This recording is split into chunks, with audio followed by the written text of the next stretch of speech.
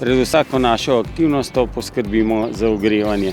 Z ogrevanjem, se pravi z našo lastno aktivnostjo, pa poskrbimo za presnovo, za dvig temperature telesa, za prekrvavljenost, za sproščanje hormonov v prvi minuti odmora, za lokalni pretok krvi, prevodnost dražljajev po živcih in pa pH krvi, zniža se laktat v krvi in v mišicah.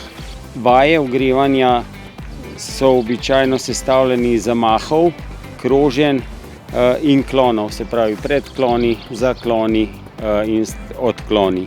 Se pravi, kombinacije vseh teh gibov sestavljajo celotno tekaško ogrevanje. Pri teh vajah moramo biti pozorni na postopno povečevanje amplitude gibov zaradi aktiviranja refleksa na nateg mišice.